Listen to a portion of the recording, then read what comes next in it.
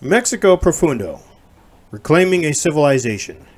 Chapter 4, The Problem of National Culture.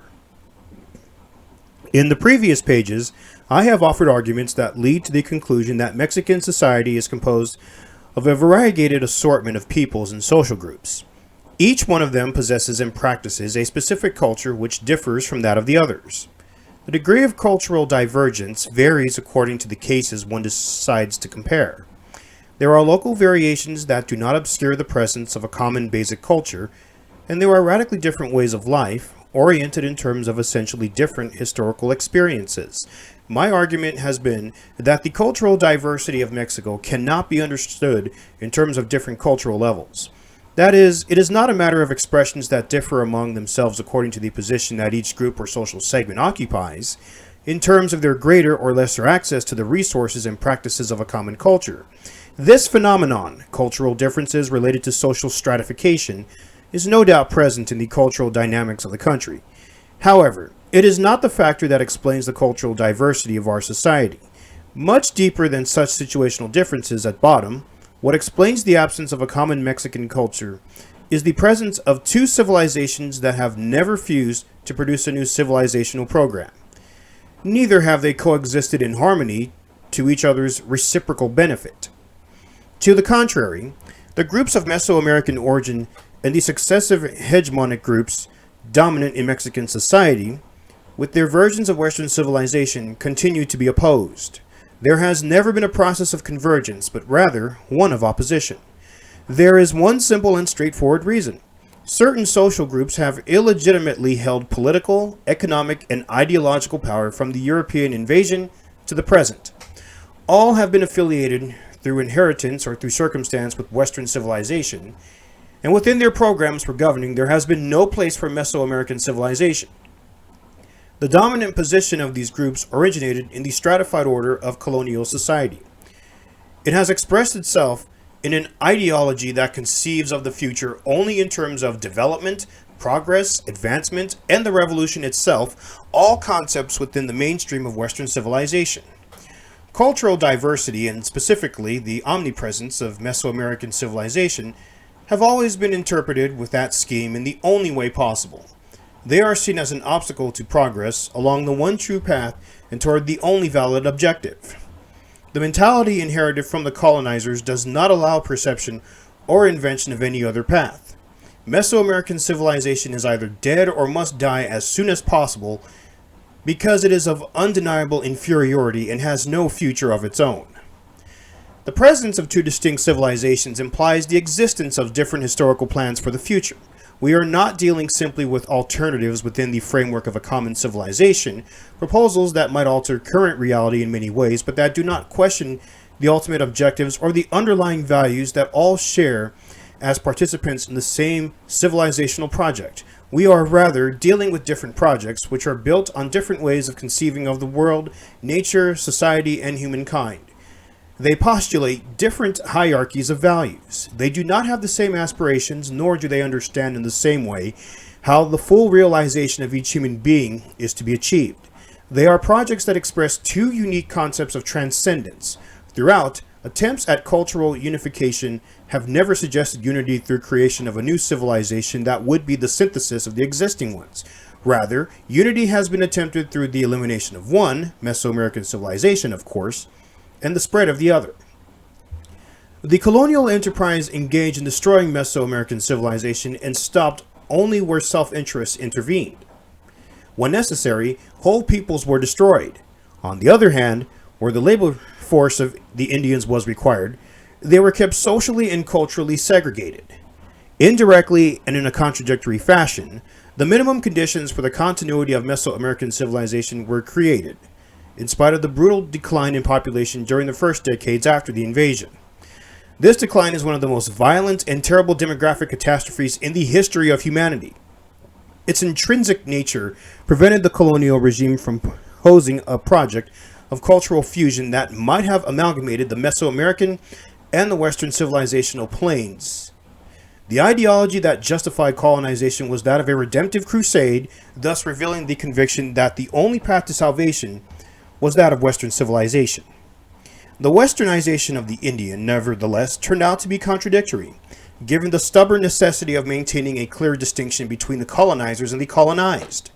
If the Indians had stopped being Indians in order to be fully incorporated into Western civilization, the ideological justification for colonial domination would have ended. Segregation and difference are essential for any colonial society.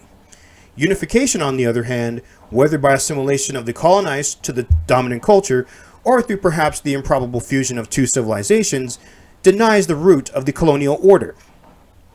The birth and consolidation of Mexico as an independent state in the turbulent course of the 19th century did not produce any different plan, nothing that deviated from the basic intention of taking the country along the path to Western civilization.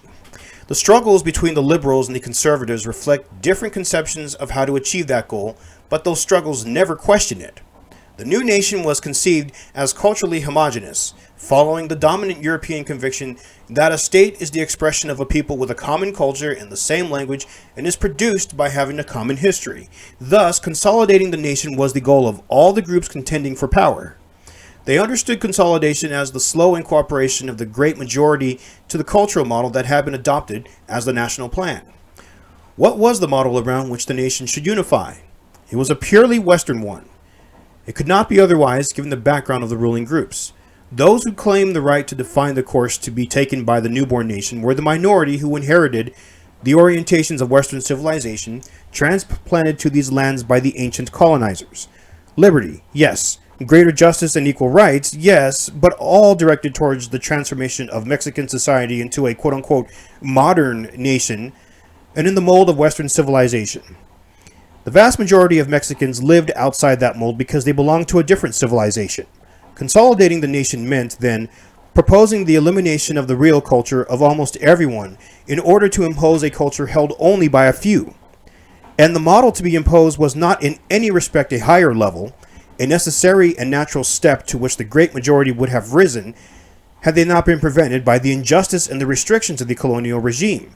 No, it was simply a different model, a different civilization.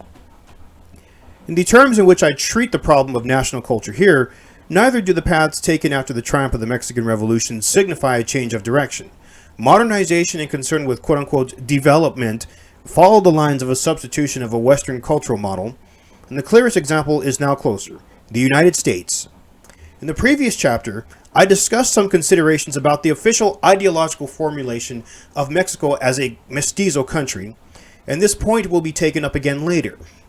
Even though the paths taken may end abruptly or lead to the edge of a precipice, the efforts of the ruling sectors continue to focus on achieving goals that correspond to the paradigms of Western civilization.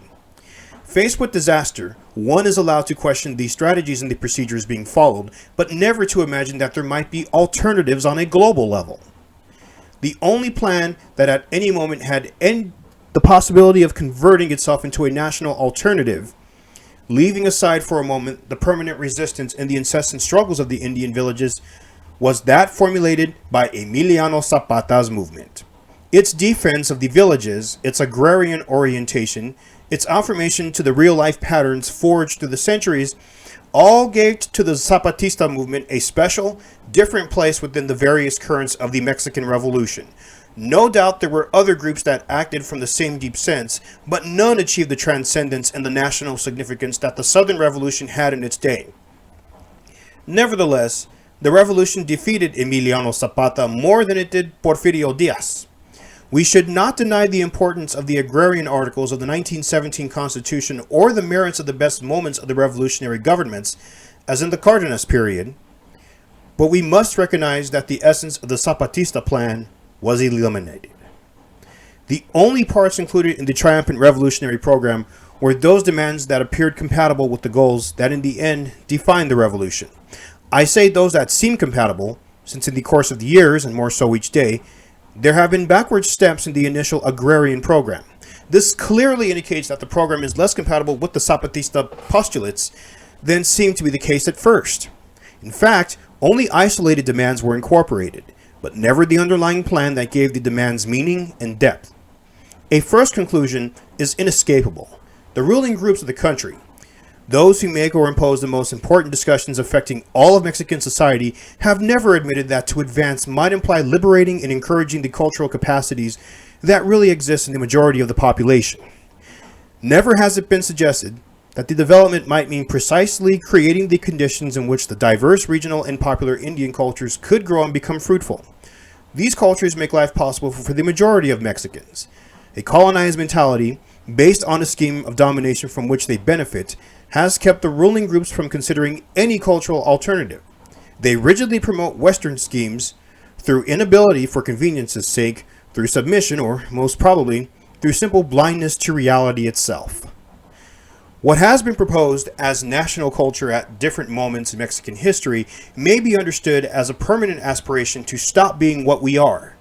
It has always been a cultural project that denies the historical reality of Mexican social origins, and it does not admit the possibility of building the future on the basis of reality. It is always a substitution project. The future is somewhere else, any place other than here, in this concrete, daily reality.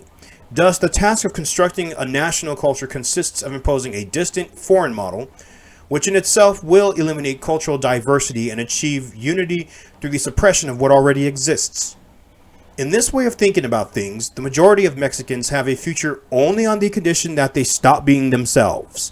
That change is conceived as a definite break, a transformation into someone else.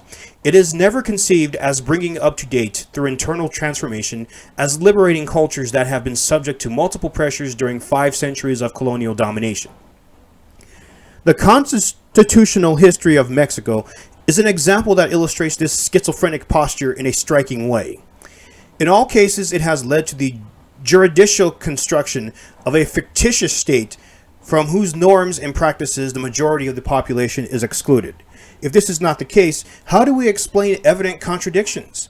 How do we explain the individualism and egalitarianism insisted upon by the 19th century liberals, which led directly to the consolidation of the independent, or rather of the indentured servant systems on the Diaz period haciendas?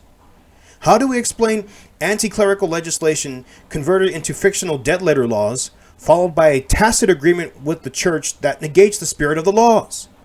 We must admit a great domineering fiction.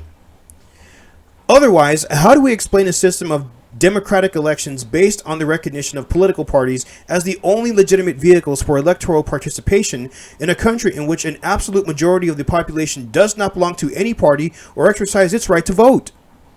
One would look in vain for a single example demonstrating an intention to understand and recognize the real systems that various groups use to obtain and legitimize authority. One would look in vain for an attempt to structure a national system in which local political forms would have a place and in which at the same time they might encounter the stimulus and the possibilities for progressive development. There are no such examples. The country must be modern right now, made so by virtue of law, and if reality follows other paths, it is an incorrect and illegal reality. This schizophrenic fiction, manifest in all aspects of the country's life and culture, has grave consequences which do not seem to worry the proponents of the imaginary Mexico. In the first place, the fiction produces the marginalization of the majority, a marginalization that is real and not imaginary. The participants in, quote, the Mexico that ought to be existing, end quote, have always been a minority, at times a ridiculously small minority. The others, all the others, remain excluded by decree. Their participation in the theoretically democratic processes is reduced, in the best of cases, to a simple external formalism.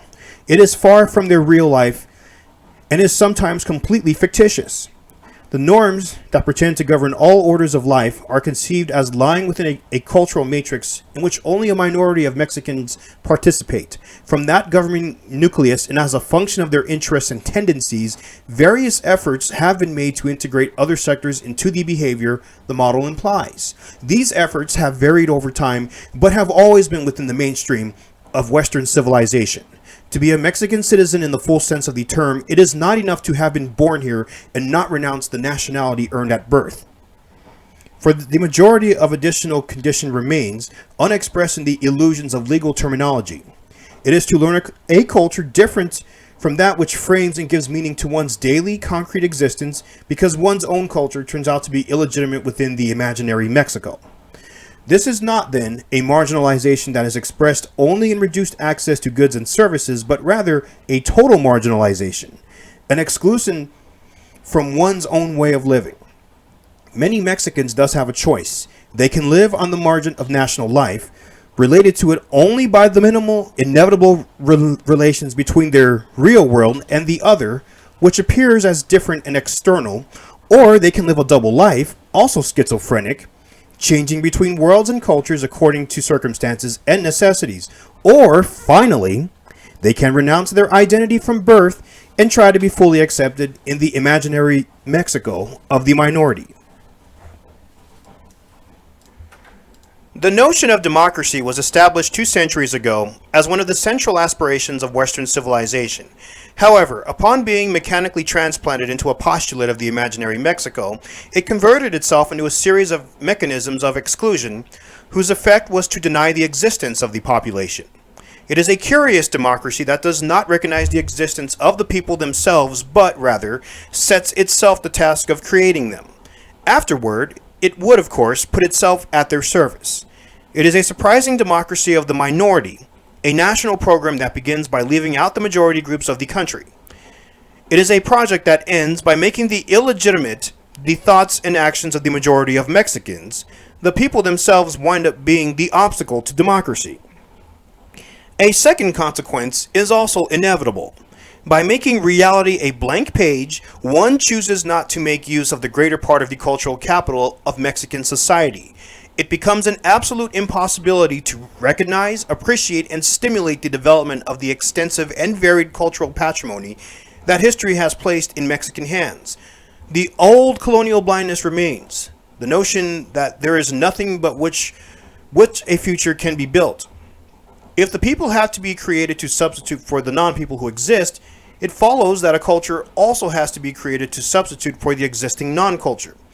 The elements that ought to constitute the core of the new culture are not here, and they are important. Ideas, knowledge, aspirations, technology, what to do and how to do it. Once more, we find the dishonest task of substituting for reality instead of transforming it.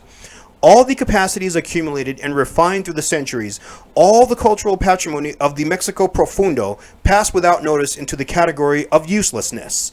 It would seem as if generation after generation, century after century, our people have simply traveled a mistaken path whose end has now been reached. All of their history, according to the rules of the imaginary Mexico, was not really history at all, or even part of history. It was an aberration, something senseless. What is left of it, the living creatures that guide the lives of millions of Mexicans, is marked in red numerals. It is not only useless and foreign to the future of national culture, but also a dead weight that should be removed in order to take the correct path. The new direction starts at zero from total innocence without historical memory. The proposition is not even to squander what we have, but to suicidally reject it. The perverse imaginary development scheme, for example, intends to reduce the useful activity of individuals to a single mechanical dimension, a workforce to be applied indiscriminately to any task. Excluded are all the capacities, that find space and conditions to develop themselves simultaneously in the communal context of indigenous and rural life. They cannot be used to advantage in this cultural model of work relations because it does not contemplate among its goals the full realization of individual and collective potential. Multiple examples can be found in all areas of national life. There is a permanent insistence on ignoring the capacities created by the Mexico Profundo and an absolute indifference to the challenge and the promise of a national project that would develop those capacities instead of mutilating them. The inevitable question is, how do we get to the point at which we find ourselves? It becomes clear that the schizophrenia surrounding the debate over national culture is the current expression of a long historical process. Its origin lies in the installation of the colonial regime almost 500 years ago. At that moment, a system of cultural control was put into effect through which the decision-making capacities of the colonized peoples were limited. Their control over various cultural elements was progressively wrenched away, as it benefited the self-interest of the colonizers in each historical period. It should be emphasized that the system of cultural control came to include all aspects of social life. It refers to the possibility of deciding, in whatever circumstance, how to put into play the cultural elements indispensable for social action. The study of the historical process that has resulted in the current system of cultural control cannot be limited to one single aspect of social activity. For example, it cannot concern itself solely with the loss of lands and material goods, or the employment of the workforce for the benefit of the colonizers and, later, of their descendants in the national period. Mechanisms of economic exploitation have played a major role in the history of domination. But the system of cultural control that made them possible is more complex, more diversified, and more inclusive. Its comprehension requires introducing other analytical criteria beyond the purely economic. The fact that the system of cultural control is total does not mean that all decisions are made by a single group or class. Certainly, the decisions that the dominant sector considers basic, those that in some way express their reason for being and their aspirations, will tend to concentrate within one level. The subordinate groups also have decision-making capacities within their own cultural realm. These strongholds expand or contract as the conditions and the forces making up the system of cultural control change. From this perspective, the historical dynamic may be understood as a constant struggle of the subordinate groups to conserve and extend all the spheres of their own culture, within which they have some control over the cultural elements required for social action.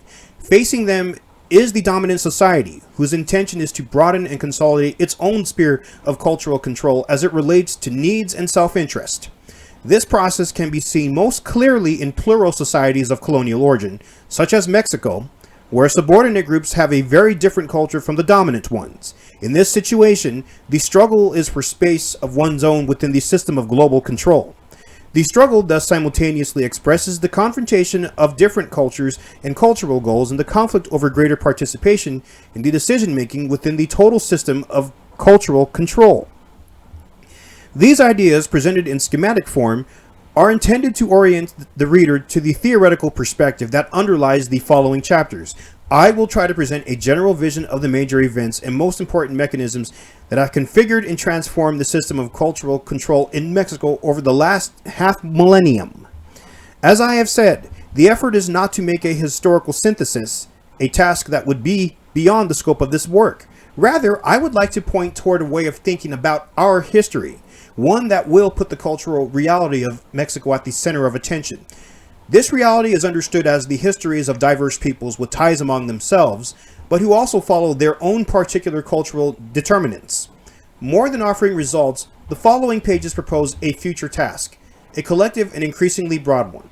The analysis, with an open mind, of how we came to be where we find ourselves, in order to decide on the best way of escaping the current situation. Beyond the related problems we face, no matter how dramatic and agonizing they may be, I propose to reflect on the matter of civilization in hopes it will permit us to overcome the schizophrenia caused by the lack of understanding between the Mexico Profundo and the imaginary Mexico. This concludes Chapter 4.